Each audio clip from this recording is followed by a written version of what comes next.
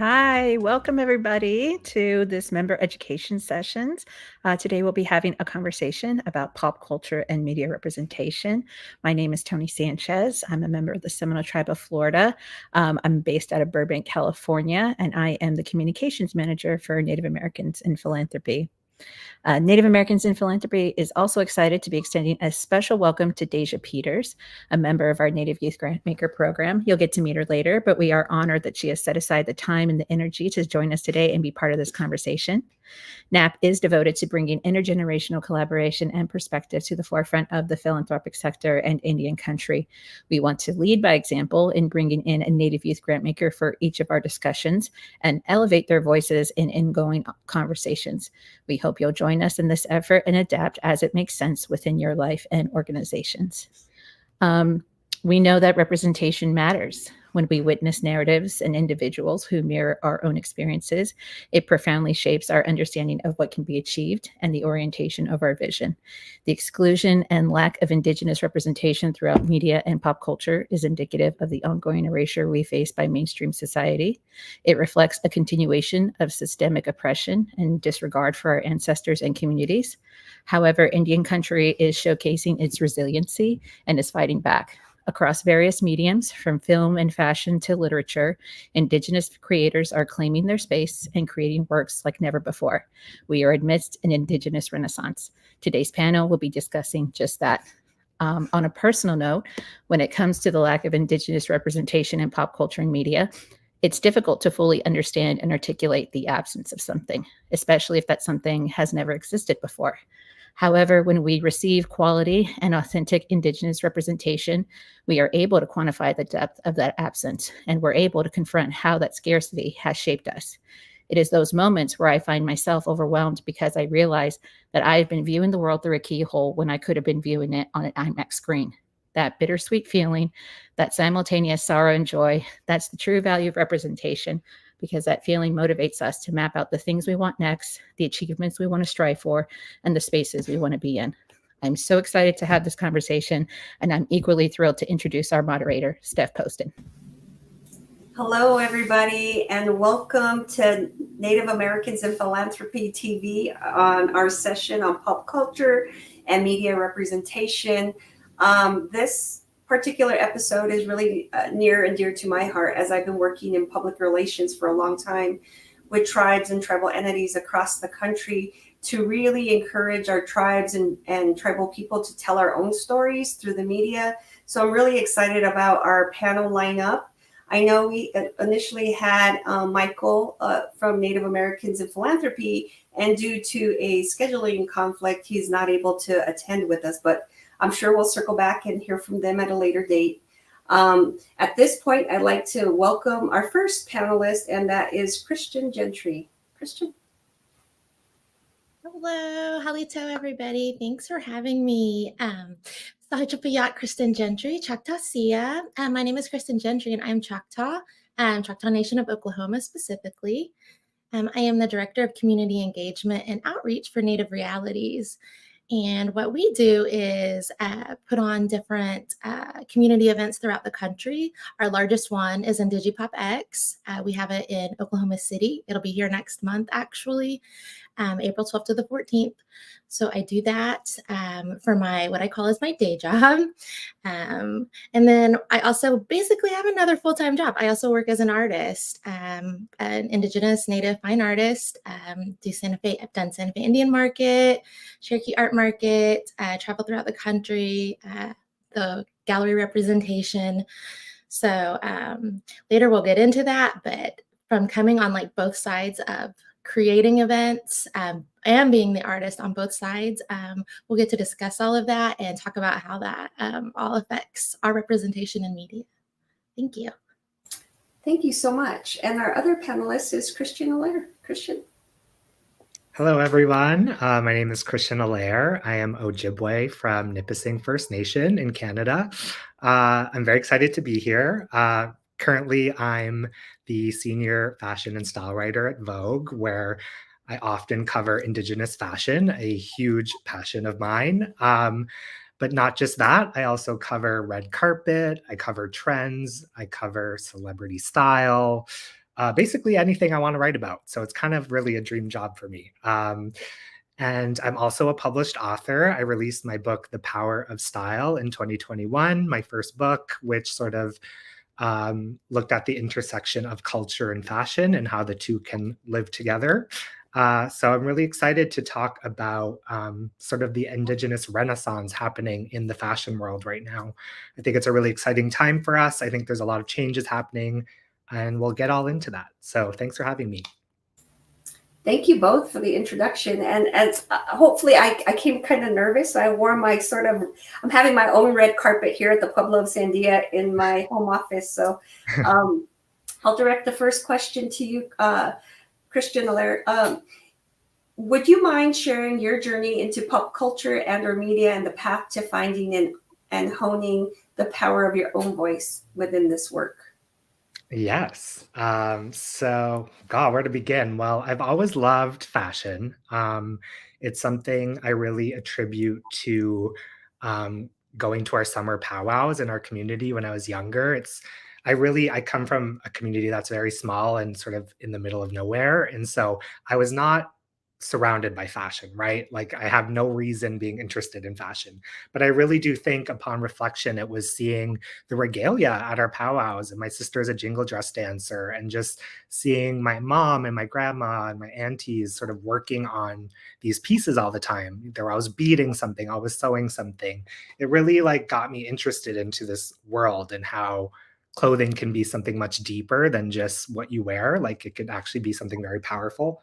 So that really got me interested in fashion, and it sort of snowballed from there. I started reading Vogue a lot. I started watching fashion television. I was really like obsessed with fashion as a kid. And then, so when it came time to sort of think about what to do with, my career, I knew I wanted to work in fashion. I didn't know in what realm. And um, English class was sort of like the only thing I was good at in the school, to be honest. I was horrible at everything else. So I was like, okay, maybe I can write about fashion. Maybe that could be something. And so I pursued a journalism degree at it's now called Toronto Metropolitan University. And yeah, once I was in school, I just really fell in love with fashion writing and fashion journalism. And when I started working in this space, I really sort of you have to kind of figure out what your voice is within the landscape and what you sort of bring to the table, because there's a lot of fashion writers out there and it's a very competitive industry. So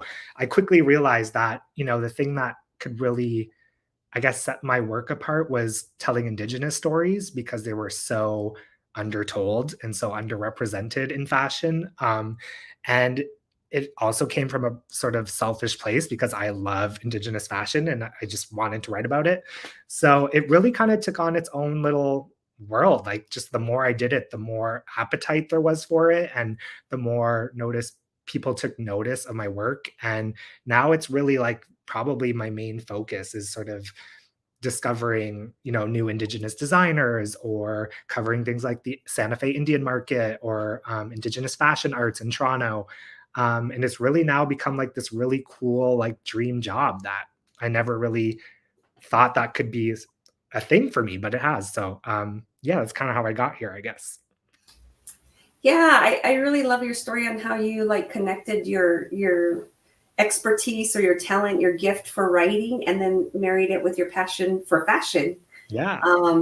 So that sort of critical thinking, I think, is important to our youth to understand like how they really make their way, make their journey through matching skill sets like that. So that's awesome. And I think I started to follow you at Santa Fe Indian Market in terms of the writing for Vogue. So thank you for bringing that representation forward. Really appreciate it. Yeah.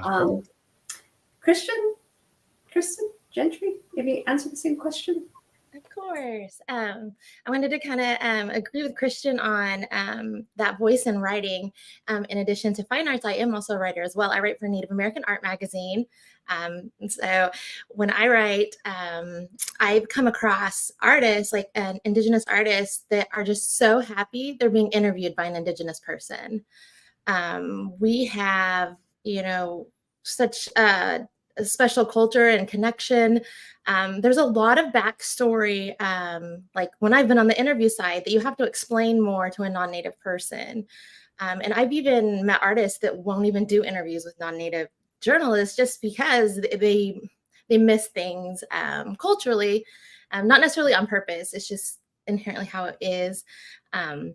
So when I get to do those, I understand that we get to have our own voice finally. We get to kind of speak for ourselves instead of people always speaking about us. So I really love that. And I also love like watching Christian and reading all of his articles too. So I started to actually answer the question. When I was a child, my grandparents and parents were all both like gardeners, but also artists at the same time. So I spent a lot of time at like art markets and like festivals. I grew up in Tulsa, Oklahoma. So there they have a festival called Oktoberfest. So I kind of grew up in like a booth like version of art. So it wasn't really a fine arts version. And then as I got older and deciding like what I wanted to be, I'd always wanted to be a teacher. Since I was in kindergarten, like my whole life, wanted to be a teacher. And I was actually originally on a music education route, and I had decided a different route when I started college. I wanted to do fine arts instead. I loved it more. I just really always, my whole life, I'd always like written stories, made books, made little magazines, and narrated it, illustrated it. So that part of storytelling was just kind of like ingrained in me. And the reason I like mentioned gardening, because all of the art I create now, it always centers back to that for me. Our ancestral seeds and food sovereignty, those things you learn from your elders when you don't even realize you're learning. And you're out there talking and working hard and having our hands in the earth. That grounding is very important, I think, across, if not all, tribal nations. So bringing that into it, I brought all of that into creating art and went down the BFA for art ed. And then I switched to just fine arts, even though I did end up still teaching at first. So that's how I did the fine arts part of it. And as I started, I guess, getting older and seeing more things, I was lucky enough at the time. I had lived in Albuquerque, New Mexico, and I was friends with Penny Singer. And Penny had asked if I could come do some photographs for her for a fashion show that the high school kids put on in Albuquerque public schools. And I was like, sure, of course, I'd love to. And that was kind of my introduction to the Native fashion side. So I started photographing different fashion shows. I've probably photographed pretty much any designer, and I try to find new ones. And I just love that connection. And I was just so inspired by that. And like when I work with, like, say, Patricia Michaels. Patricia was like one of my most favorite designers to ever work with. Just to like hear all the stories when you're backstage at a fashion show. And I mean, it is chaotic, but you get to learn about how all these different designers, why they created all these pieces. And then when you see it on the runway, you can see that as well. You can see, like, I'll use Patricia again, like if you've seen her models walking, you've seen her designs, they flow like air and water. And so to see that visualization come through that's really exciting to me. And so when I started writing for Native American Art Magazine, I was so excited because I get to meet all kinds of artists I've always wanted to meet, all different, not just fashion. It's, 2D, 3D.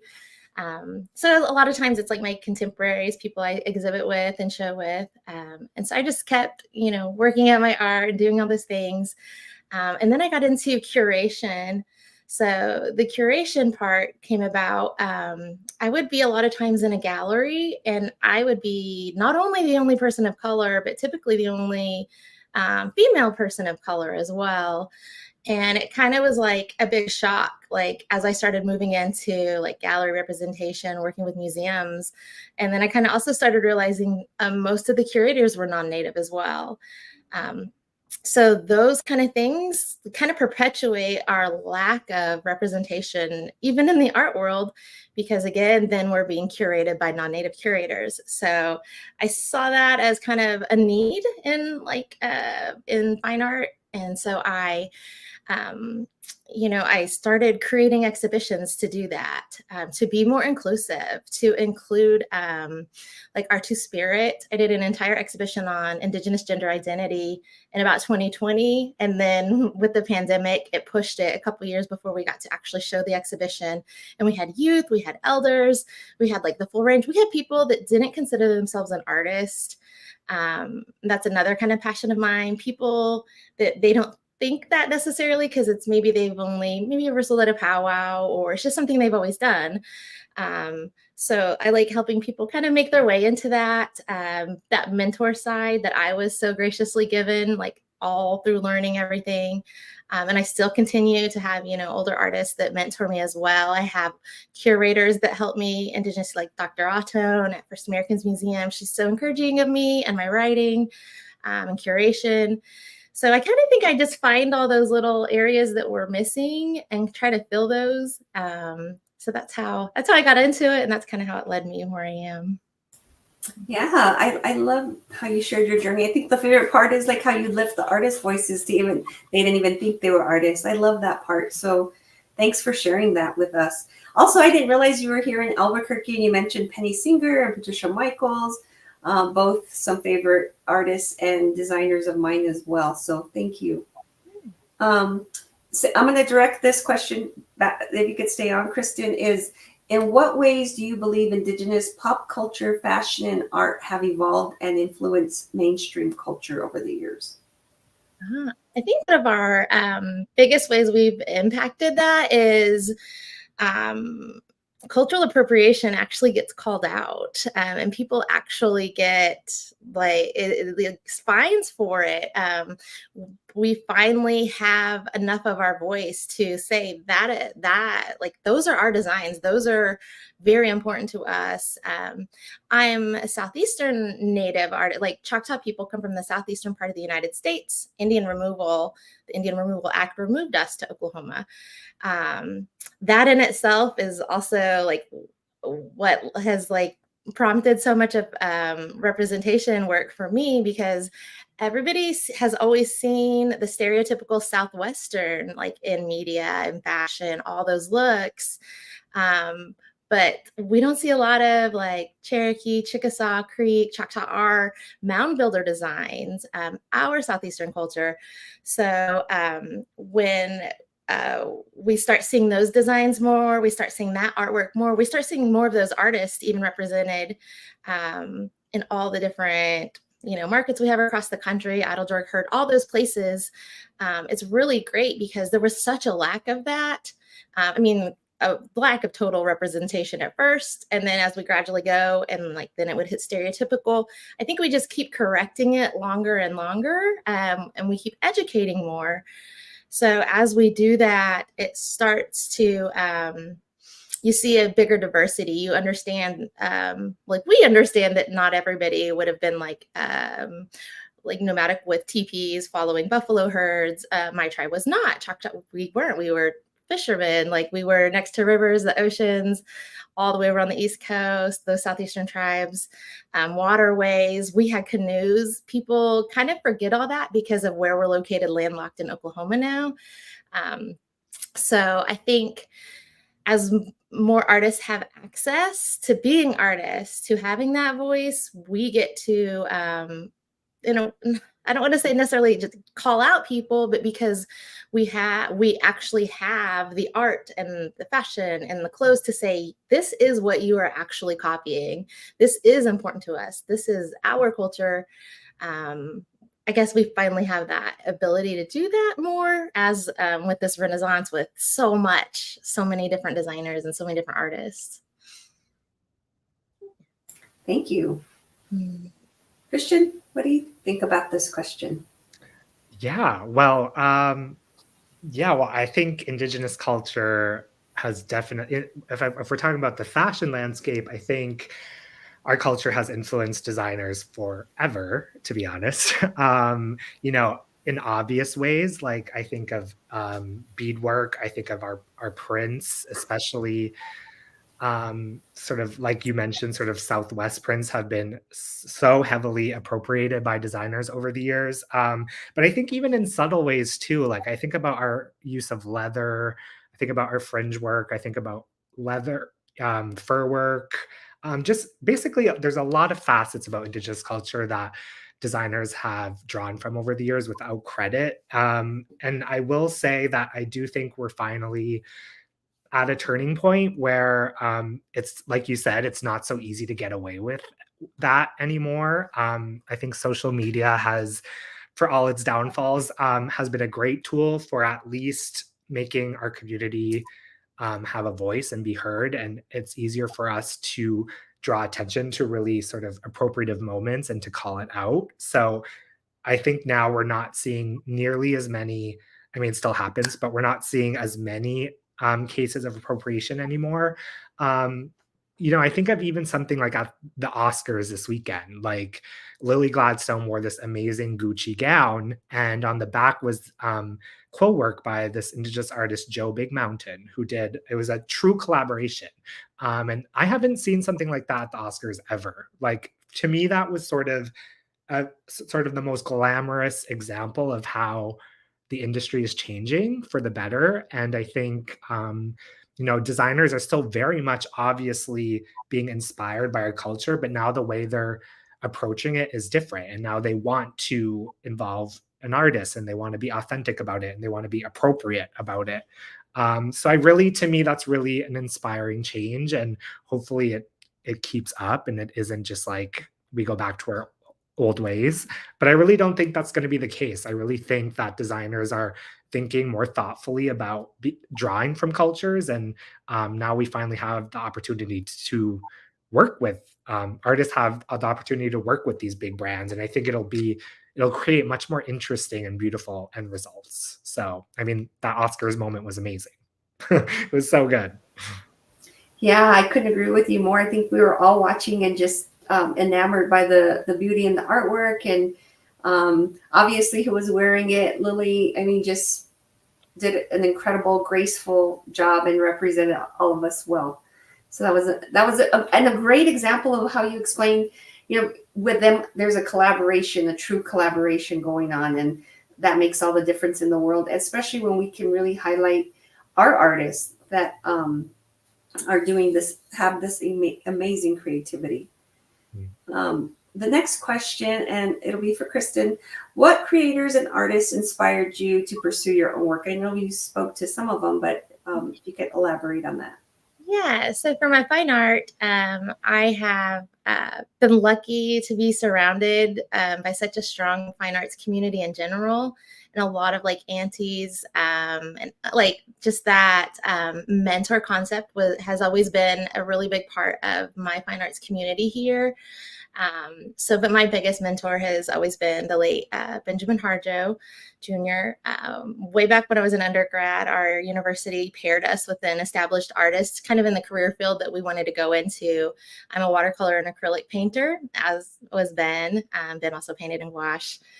And just spent the last few decades, I got to watch his entire career, spend so much time with him. He really helped me kind of navigate, like for years, like even when I was younger, when I was like, oh, I don't think I'm like that. Like he would always try to get me to apply to Santa Fe Indian Market. And I was like, I didn't believe in myself at the time. And he's like, no, I really think you should. So I ended up starting with like Cherokee art market, a little bit smaller in the state. And then eventually Ben's last year of being alive and attending Indian Market, like he got to come to my booth. And I'd won first place in printmaking that year. And I want to kind of talk about that for a second, because that was a really important win, kind of how I talked about, we don't see a lot of Southeastern culture.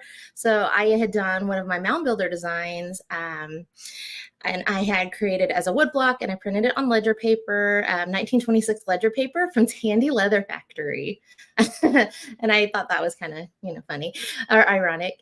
And so the piece that ended up winning was Southeastern Iconography, a Southwestern art market. So that was so exciting to me, and seeing that change even in the art market, because that will help, influence mainstream representation as well. So definitely been, I could list Dana Tiger. She's always been such an amazing influence. I also got to watch her artwork my entire life growing up, and I get to exhibit with her now. Sometimes I get to curate her into events. She'll be part of my mainstream job, IndigiPopX. She's going to come out as one of our guests for our Reservation Dogs Days. Those people, I'm trying to think what else. My professors, all throughout school. And that's kind of where, again, we lose that. We don't have a lot of Indigenous professors in universities teaching the fine arts. A lot of times it's non-Native again. And I met that even in graduate school. So I was excited. I started graduate school at UNM and ended up finishing at the Southeastern Oklahoma State, which is in my tribal nation, Durant, Oklahoma. So that was a really cool shift for me, because then I did have Indigenous professors. That's a whole other realm of discussion. That could be a whole different topic to talk about that. But those are probably like the biggest people that have inspired me for my fine arts. Going into photography, that would have definitely, I got to watch so many different photographers because I've photographed pretty much every show that we could have been. I get to work a lot with Kelly Holmes now. She's definitely inspiring. She encourages so many people and helps them become entrepreneurs themselves.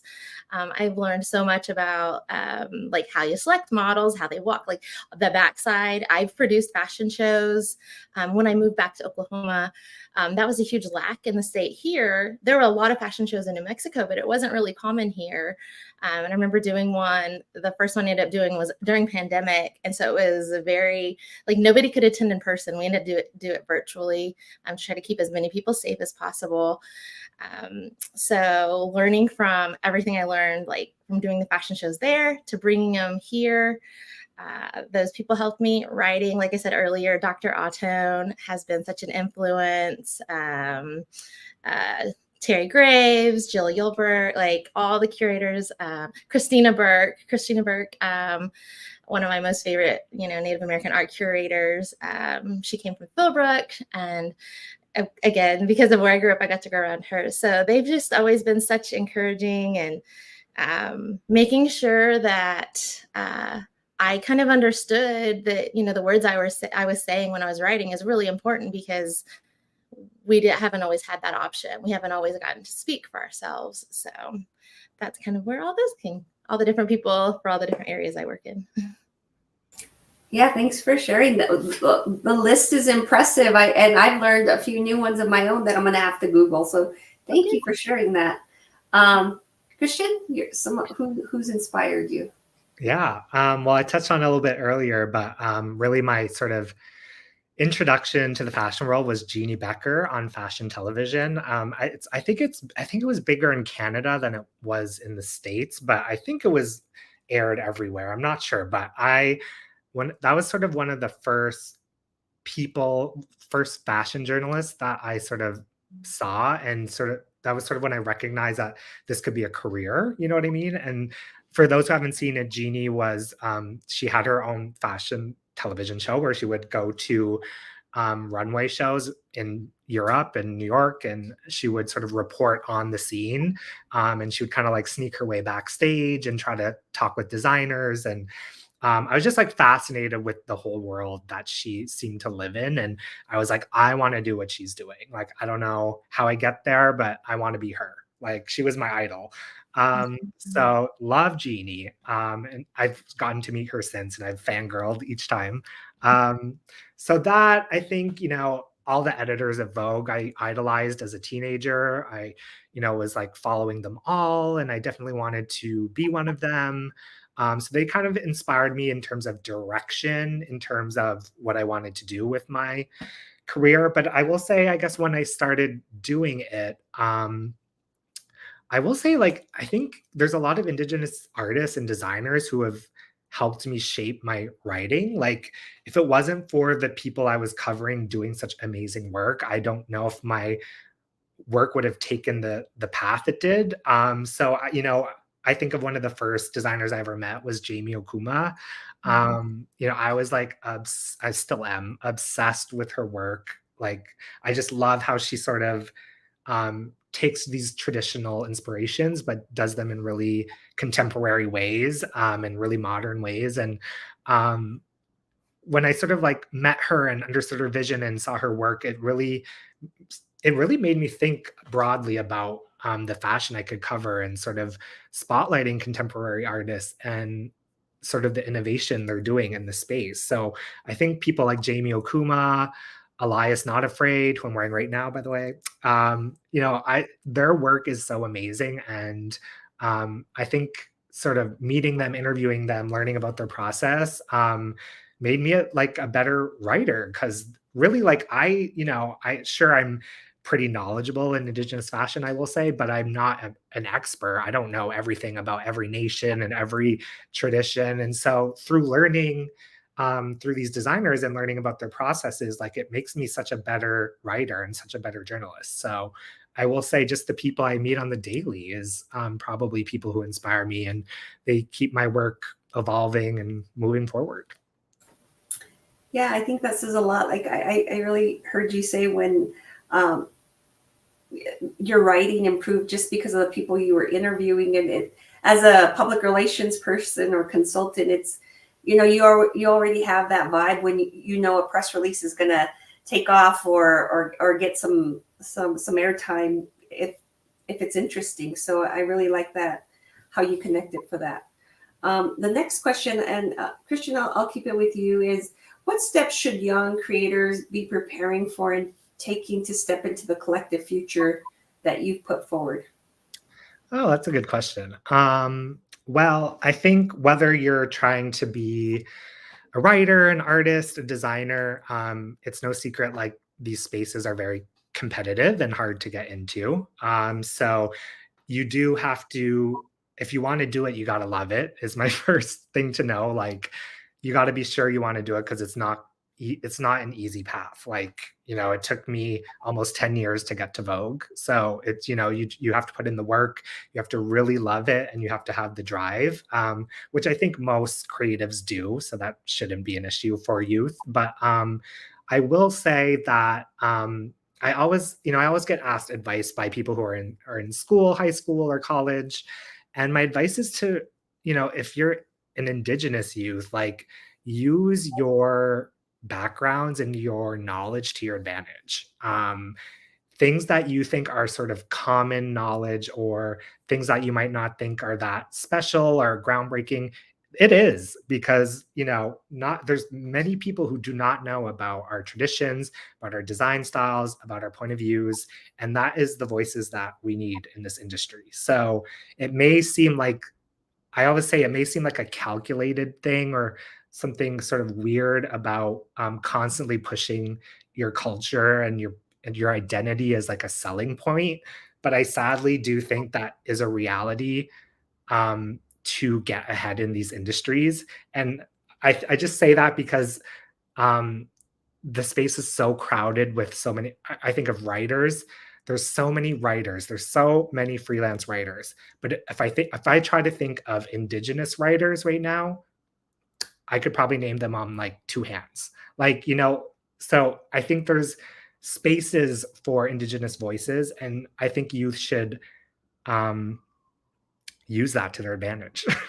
That's my biggest advice, I always say. And like, yes, you have to, with that, you have to make sure that the voice you're bringing is educated. Like, I don't think you should be promoting point of views or pitching stories if you aren't educated enough or have the background to back them up. I think that's like getting really deep into it. Like, I think you really need to know what you're doing before you do it. But I will say, if you're, let's say, an Indigenous designer who has grown up with your sort of nation's design traditions, or you've learned from your grandmother who's learned from her grandmother, and you have this really unique skill set, like you need to channel that into your work, because that's what's going to make it stand out, and that's what it's going to make people sort of set you apart from everyone else. And like we've sort of already touched on, our work has been so undervalued, and now it's finally getting the spotlight it deserves, and people have a real appetite for our designs and our stories. So you need to be bringing that to the forefront. Yeah, those are some great pointers there. Thank you. Kristin, what suggestions, thoughts do you have? Okay. I mean, I could replicate everything Christian just said. All great. I was trying to think of something I could add into that. It almost made me think of more of like research, as in when you're trying to create like a research paper, thesis, you're trying to look for something that somebody hasn't solved yet, or just a different way to do that. So that's basically kind of what he was saying. Like, you're going to look into your culture, and like, each tribe is, even like every single tribe is going to have something unique to just that specific tribe. And we're so lucky right now with, Killers of the Flower Moon, Reservation Dogs, Echo, and me specifically being Choctaw with seeing Echo.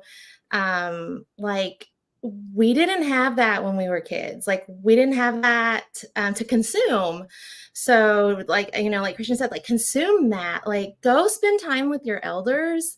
And I know everybody says that a lot. I know that's like a common, but when you're a fine artist, if that's your career field you want to go into, if you're standing there, people don't necessarily just want to see a painting about your culture or just in general, like Native ideas.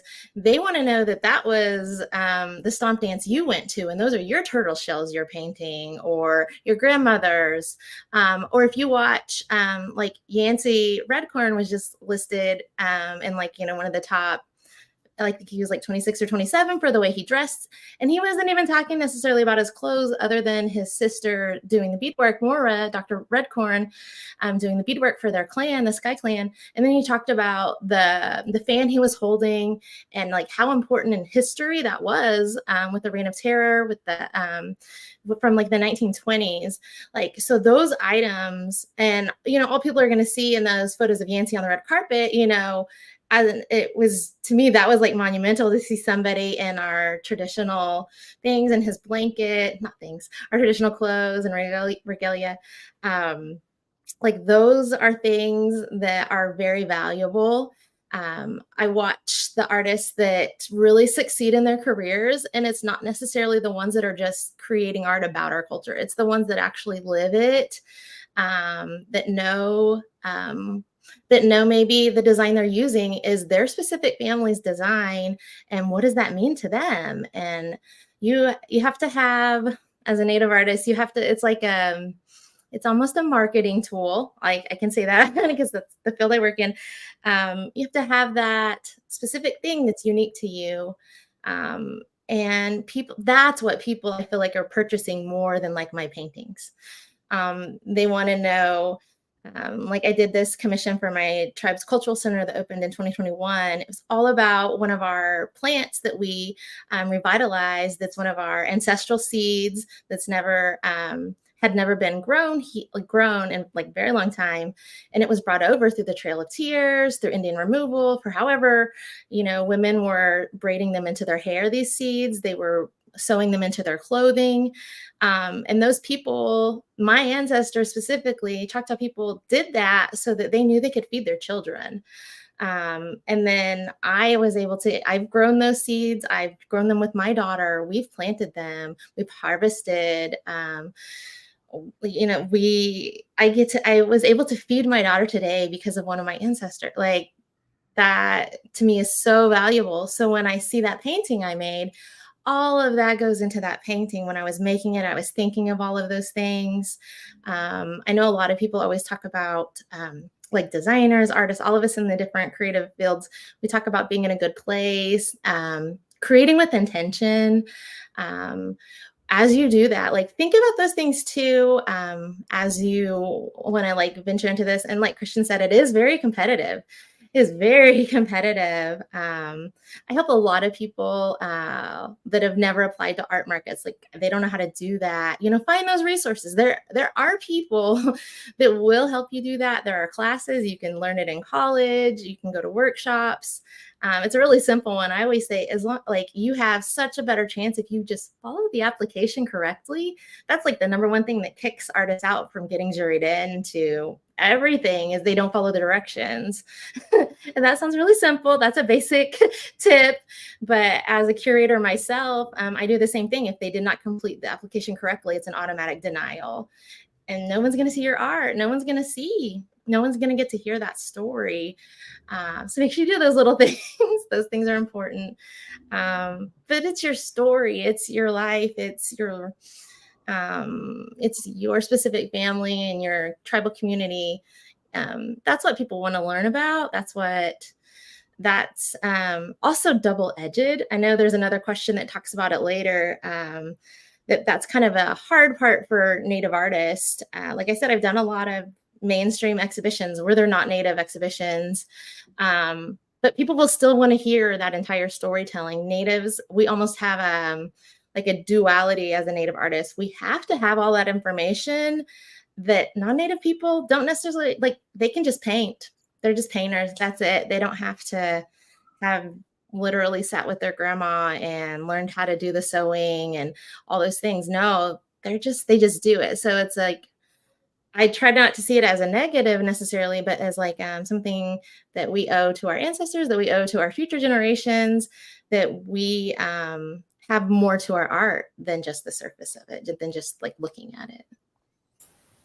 Yeah, I think being a part of Santa Fe Indian Market for a long time, you see that coming through if folks or the artists are really authentic about their story and where they come from. That makes it even more powerful. So thank you for sharing those with us. And at this point, I would like to invite Deja Peters, our junior moderator today, have her introduce herself and ask the next couple of questions. Thanks, Deja. Kuikwasanamu. Hello, everyone. My name is Deja Peters. I'm from and I live in Mashpee. I'm a member of the Mashpee Wampanoag tribe. As Steph and Tony had mentioned earlier, I am one of the 2024 Native Youth Grantmakers. I'm very honored to be a part of that group. I sit in a cohort with 9 other amazing Indigenous youth who I've gotten the pleasure to know over the past few months, and it's been a really great program. We've been able to have kind of basic conversations about philanthropy, philanthropy 101, what is it? But we've also been able to have more in-depth conversations about how we can indigenize philanthropy. We've also had some in-person meetings where we've been able to kind of network with professionals across Indian country and learn about different resources that we can take home to each of our different communities. So it's been really great. I'm very thankful to Native Americans in Philanthropy for allowing me to sit on this panel as a junior moderator. For me personally, I have a background in film and media production and also in communications. So I definitely appreciate Kristin and Christian for both being here and sharing their perspectives as professionals in this field. I know your perspectives are so valuable, so thank you so much.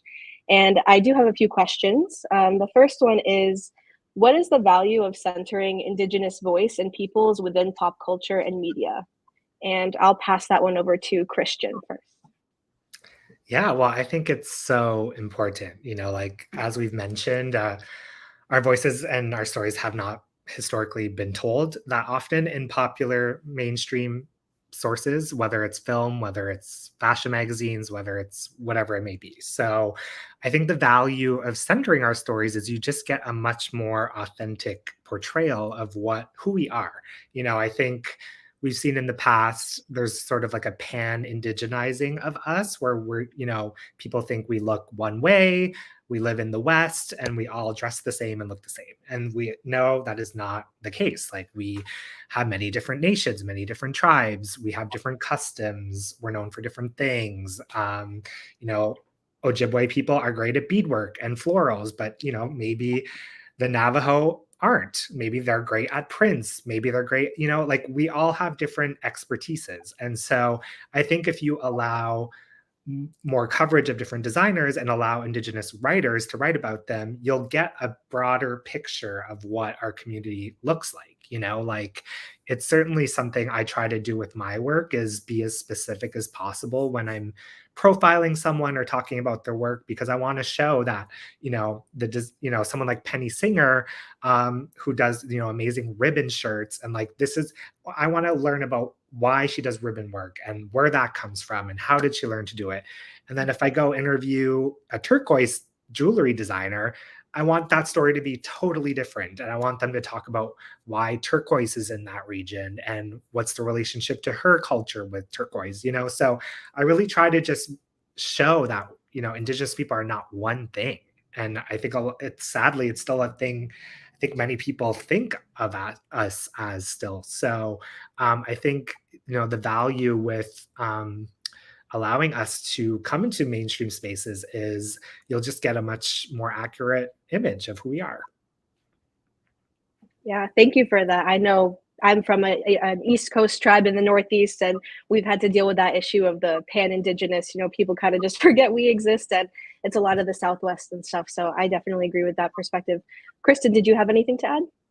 Yeah, I wanted to talk about like centering that voice, and I've said it throughout, is so important. So I want to like switch to talking about, so like my day job, the Comic-Con.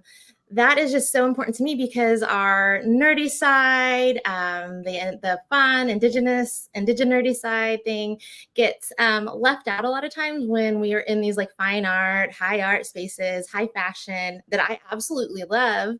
But what I've come to learn is, for me, planning, Comic-Con or pop culture convention is really, for me, not a whole lot different than planning an entire art market. It's similar, panels are the same, people are speaking. It's just the content is a little different. And I kind of love how much that has taken over like mainstream. Like Stephen Paul Judd's a great example. Stephen is Choctaw and Kiowa. So I grew up here, around him and his family. So seeing all the things he's done to indigenize. And we don't always have to indigenize things that were already there, but like indigenizing and creating our own. So that's, I think, a huge shift that we kind of, like you said, where Stephen like kind of creates, like you could say, like the My Little Pony, he's recreated that to My Little War Pony. And then on the flip, we have like Roy Boney. He's a Cherokee artist. He does cover variants for Marvel. Those are just, to me, it's just like mind blowing that like these are just people that we all like, know and grew up, and then they're working for Marvel, they're writing for Vogue. We get to have our voices, like we're not just sitting at the table finally, like we're building the table. This is ours. And then this is how we want to share this. And this is how we want to be portrayed. And I keep saying that over and over.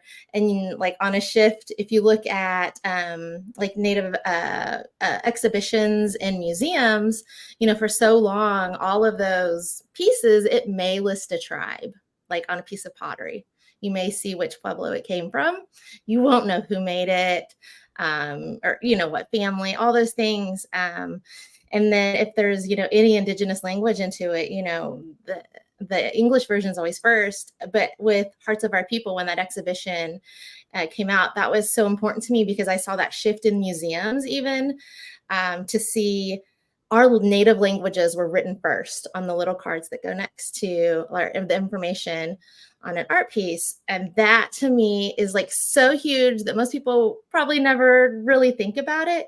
But why do we need to translate from English to our language? It should be our language first anyways. And I remember one time I was interviewing like Jessa Ray, Growing Thunder, and her mom and her grandma for a story. And like they talked about just how important that was to have like those voices, told through them when they create their work. It was just, I hear it like repeated enough times that everyone is so happy that we get to do that finally. And then it's across, it's like hitting like every different realm we're in. And so that's why I think I love like the IndigiPop so much, because I get to bring in like these amazing writers. We'll have Indian Girls Book Club, you know, author, like Never Whistle at Night. You get to see what amazing things we're all doing in all the different areas. I mean, we'll have fashion there, we'll have musicians there, writers, artists, filmmakers. We're going to do an entire IndigiQueer night where Pishon Bread has directed an entire film, you know, their mockumentary, I'm sorry. And we're going to do that. And we have trans burlesque performers, and it's all Indigenous, like in this entire celebration in one of the most conservative states. So I love where I work because I get to see like all of it, like all the different things. And like that's, I don't know, that's just really important to see that voice across every career field. Nice. Yeah, that's all definitely very exciting work. So thank you for sharing that. The next question I have, I think it's something that you both have kind of mentioned and touched upon already. Are there any challenges that are unique to Indigenous creators when existing in this space? And I'll pass that one over to Kristin to start.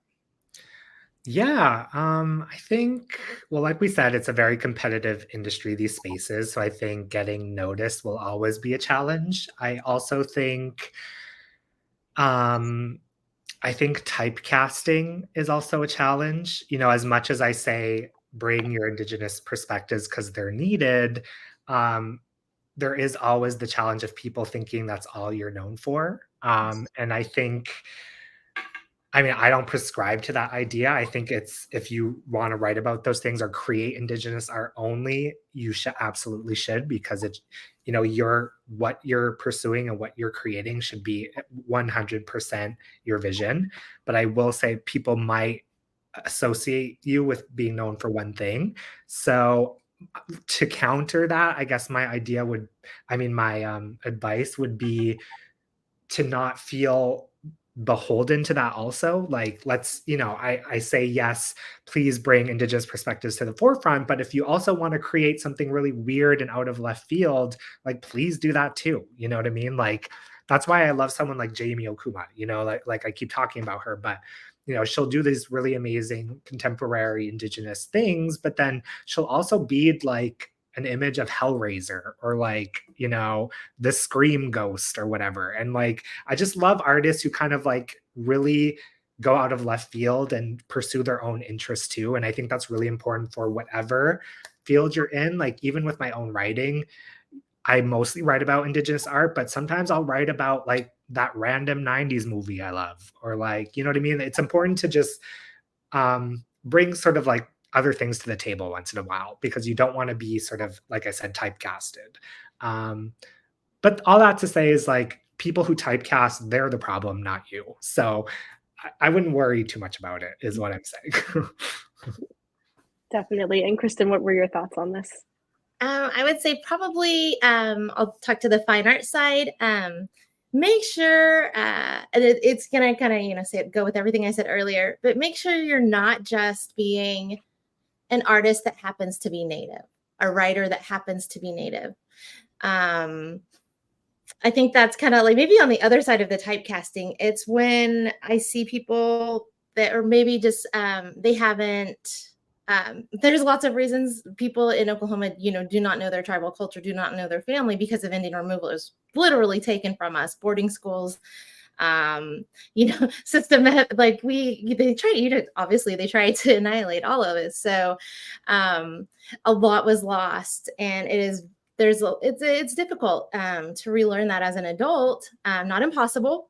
There are resources for it. So I try to kind of tackle that, I guess, in what I do. So when I meet someone that is genuinely wanting to learn, I do try to help them, you know, reconnect with their culture, meet with people from their tribe.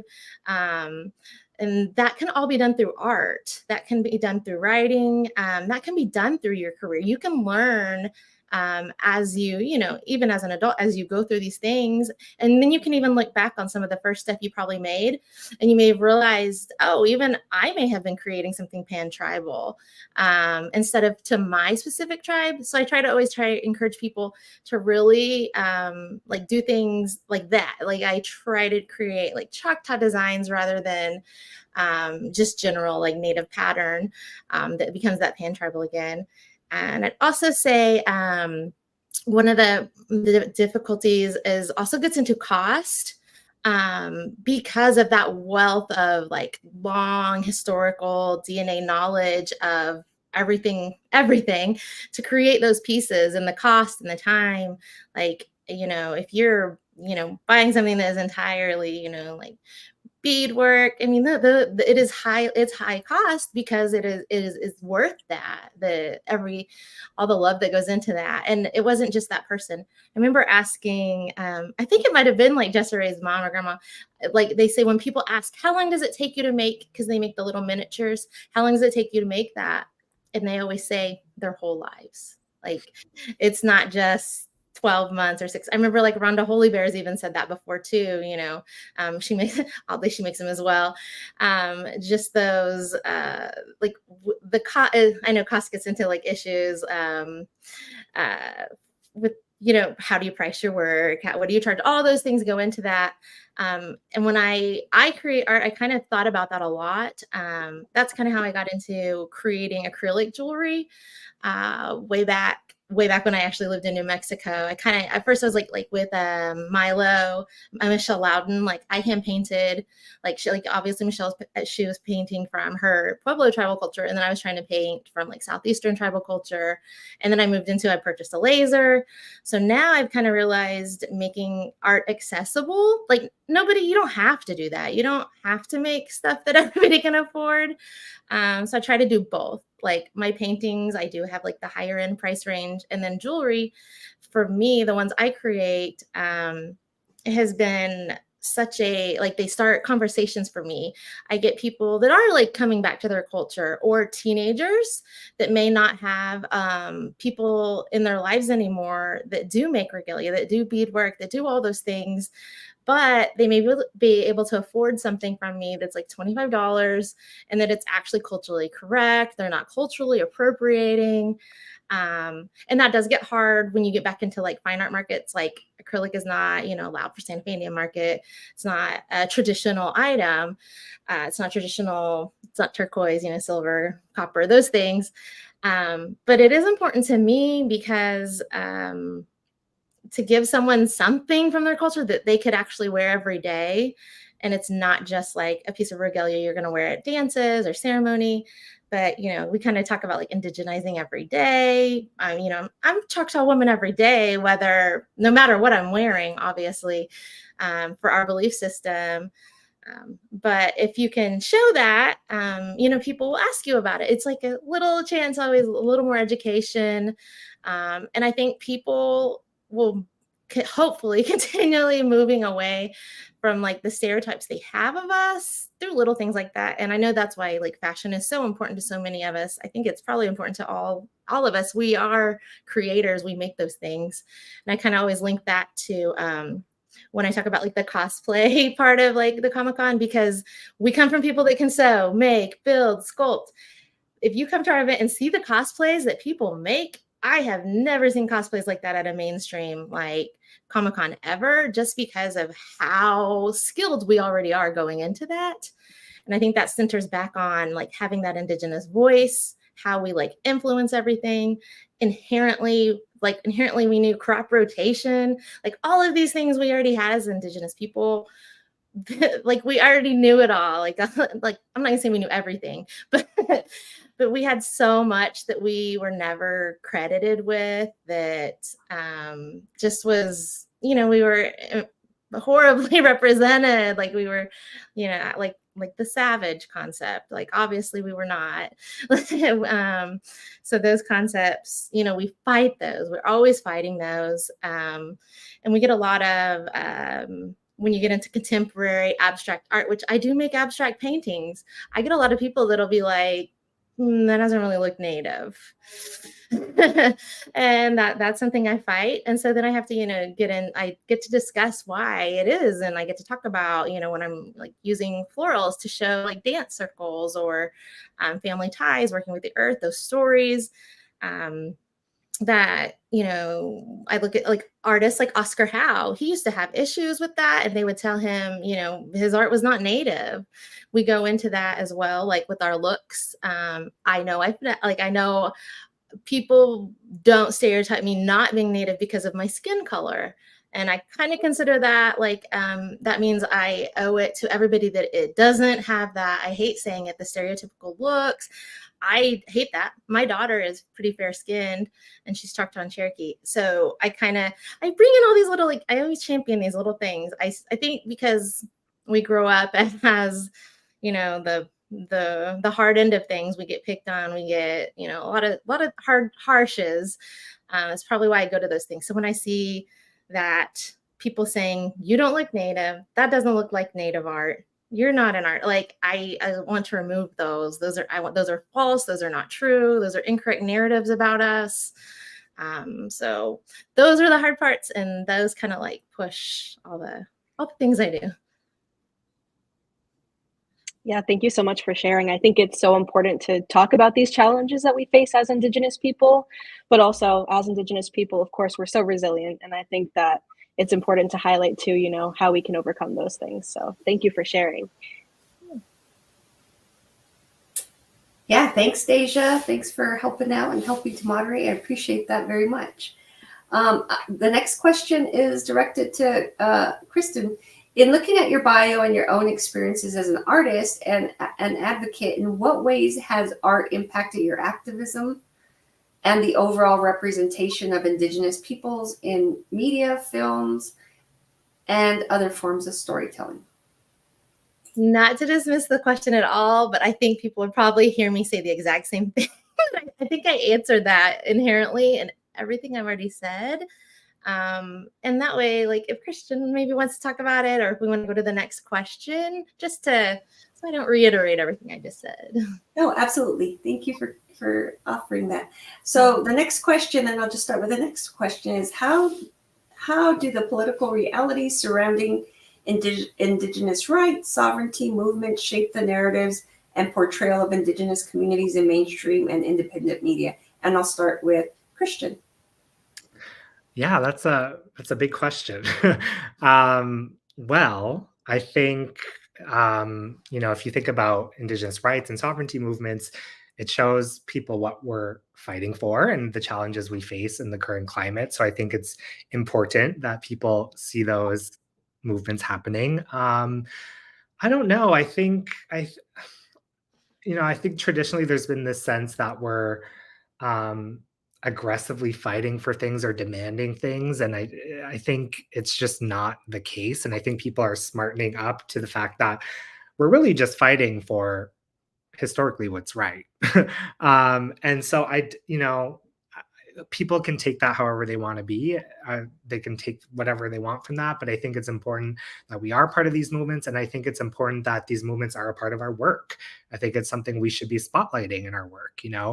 I write about fashion, but sometimes I do write about political movements or social activism, or I've profiled activists for our website. Like, I think those movements are really important because, going back to my point earlier, is hearing directly from us, you get a better picture of what we're fighting for. And so I think art and fashion is also a really powerful tool to showcase the sort of things we're fighting for. Like, I think of a lot of designers. Like, I think of a brand like Mobilize, who does sort of like these graphic hoodies, or brands like Section 35, like Indigenous streetwear brands. A lot of their clothing have sort of graphic artwork on them that points to political movements or social activism, or and I think fashion sort of, it grabs your eye, right? Like, it invites you in, and you sort of immediately notice it. And so I think it's such a great tool to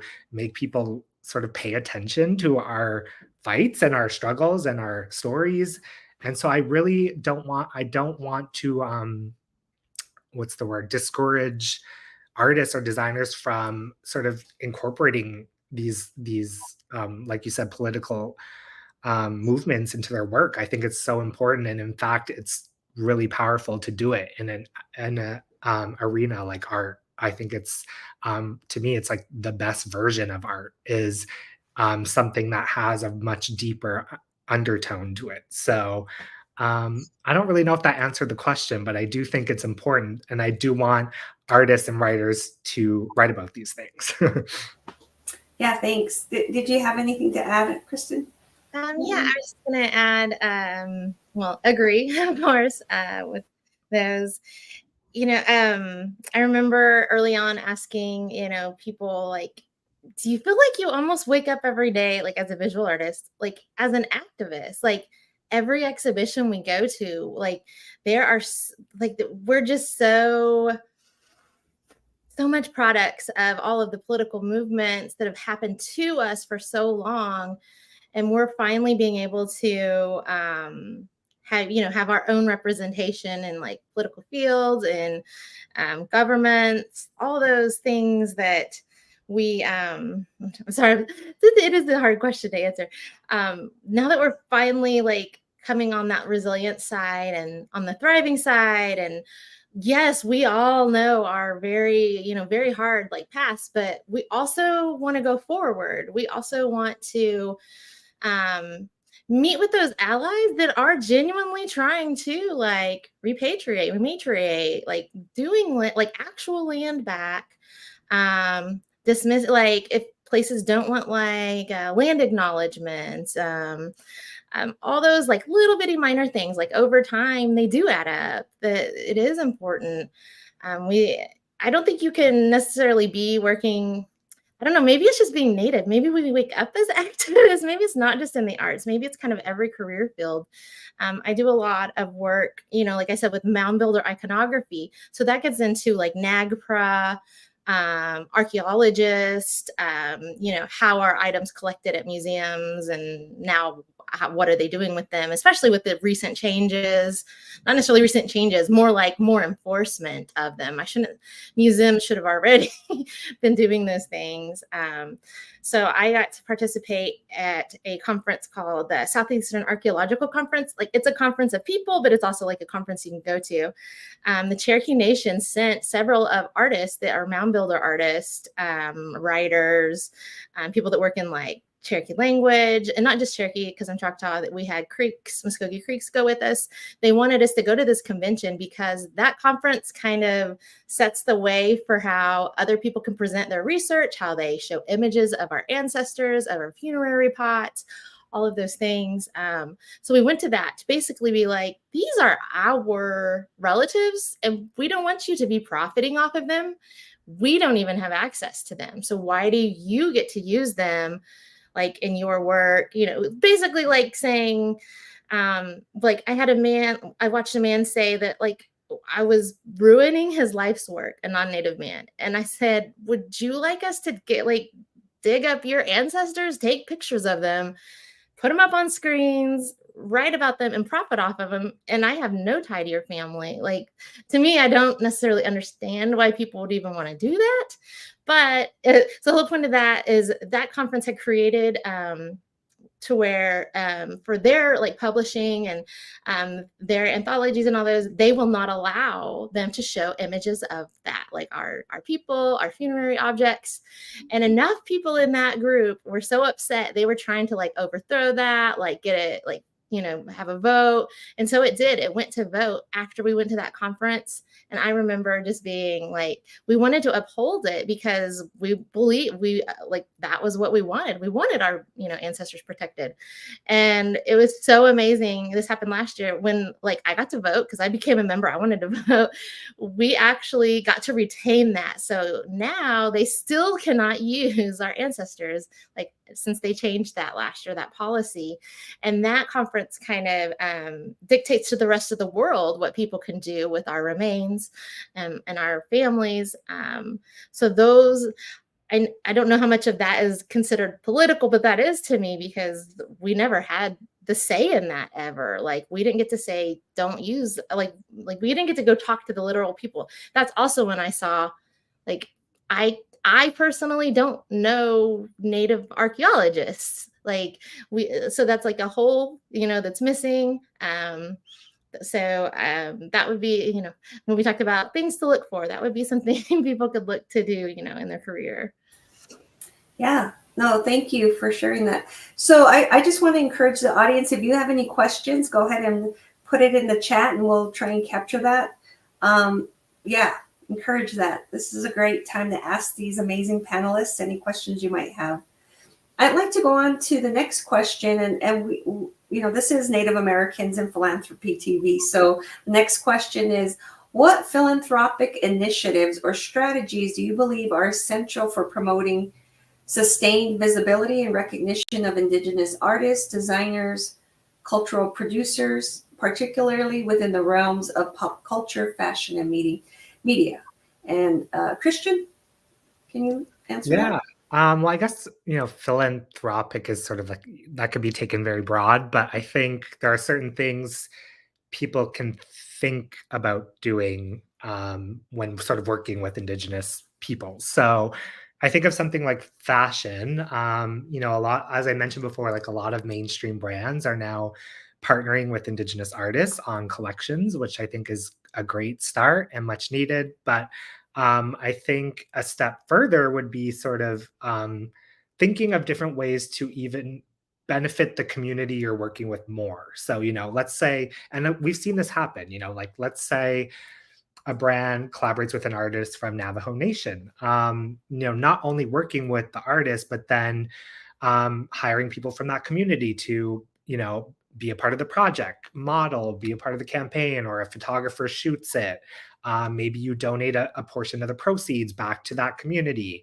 I think brands can think broader about ways to support the community versus, I think a very important part is sort of putting a face to the collaboration and sort of giving that a big moment. But I think there's some behind the scenes things. I don't know if it's philanthropy, but I think there's ways of giving back that can easily be done in fashion. And so I think we've seen that from a few brands already, and I'm hopeful that's something that's going to keep picking up momentum. And I also think of something like the movie, like Killers of the Flower Moon. Like Martin Scorsese is not Indigenous, obviously, but I think there was real intention put into the stars of the film, Lily Gladstone, Jillian, all those girls, Cara J. Myers, but also behind the scenes. Like, I did an interview with the costume designer, Jacqueline West, and she worked with people from Osage Nation on the costumes. There were, her workroom had almost 200 Osage artists working in there. So there was real intention into involving the community and hiring those folks and getting their perspectives. And I think that is so important to ensuring that these projects and these stories are accurate. And so I just would love to see that happening across all different mediums, is, giving us the front of house, as you will, like the big splashy star, but also behind the scenes involving folks as well. So it's kind of like a rounded picture. So I think that's something that hopefully more people will do. Yeah, thanks. Especially, that whole abundance in the area of the designer and Killers of the Flower Moon and that offering. That's amazing that they spent so much time and energy, and it shows. Yeah, it shows. Same question, Kristin. I think when I think of that philanthropy concept, it kind of goes in also with the mentor kind of concept of, and then like the multi-generational for us. So what are you doing to give back? What has been given to you? It's that, like, time is more cyclical a lot in our like histories, our stories, our creation stories. So finding different ways in whatever like area you're working in, there's like always ways to do that. I don't think I can think back, like, I don't think I've ever been paid with like cash money to photograph any fashion show I've ever done. What typically happens is I usually, one designer will bring me in, and then like they usually give me a piece of clothing. So removing like that transactional part of a monetary, like US kind of money kind of thing. I think inherently a lot of our the way our tribes were set up, like we didn't have that type of concept of like everything costing like that. It was so transactional. We want more like relationship. So I think a lot of times when we move into doing like philanthropic work, it's so much about those relationships, and then it goes into education and like what I can do so that people they're not just necessarily writing us a check to do things, or but they are maybe like if you look at the Bell Project with Wilma Mankiller, the first female principal chief of the Cherokee Nation. She was doing this part, they call it the Bell Project, getting water in their reservation, Cherokee Nation reservation. And instead of like them just giving them money, or sorry, instead of like people just coming in and building that for them, she asked that they literally like teach the people how to dig it, lay the pipe work. So that way, because eventually you're going to need repairs. That way they were doing it themselves. They were being empowered. They were learning skills. They could then, continue with those skills. So the company that didn't just like donate that money, they literally like gave those people a way to provide for their families and do it themselves. Then later on, like I said, be able to repair it. I thought that concept was, I don't know, like amazing to me. It goes away from that white savior settler like concept of we need to be saved from something, and that we need those like guardians like you saw in Killers of the Flower Moon that are definitely not always working in our best interest, obviously. So like, and again, not just giving us that seat at the table that I'm thankful when we even minimally get that, but we need more than that. Let us show you what we need. And I think letting us direct it helps a lot. Us helping other people and kind of removing that scarcity that has always been pushed on us. That scarcity is hard for us as Native peoples, where competition, like, Kristin and I talk about that, like we're not talking about it in like a negative tear other people down kind of way at all. Like we are talking, our cultures are so amazing and so vibrant, so full of skill that it is so competitive because it's like so elevated, not in like a negative way, but that scarcity that we've been pushed on, by the US federal government, by all of the systematic ways they've done that to us, that makes us almost want to like fight each other, that crabs in a bucket. And we're always pushing away from that of like rising together, helping everybody. Yes, there's tons more painters that are always going to be better than me. Like, and that's okay. We're different painter. We're different people. We have different stories.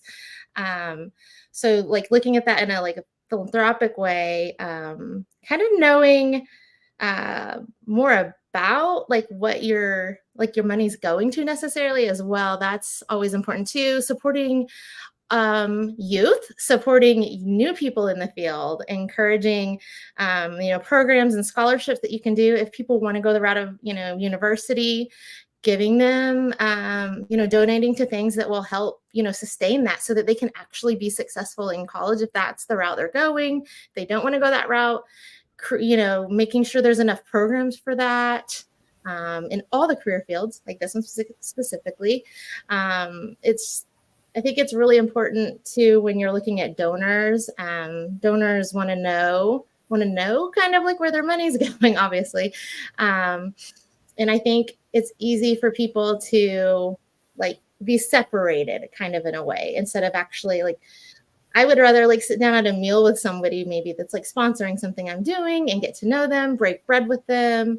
And so that it's not just a transaction. And then I think that creates a relationship for the whole future instead of just that one time, one donation, or, just one act. We want to create that relationship forever kind of concept. And I think that comes from our tribal cultures. Yeah. No, thanks for offering that, and like what, that kind of relationship that you want to build with funders. And I'd like to make sure that we give Kristin the last word here. And our audience, as you know, typically spans the entire sector and beyond, from funders and Native nonprofits to elected officials, future leaders. What's something you want to leave them with, having a better understanding of or a response to. You can have the final closing remarks that's here. a lot of pressure to like give a nice little ending.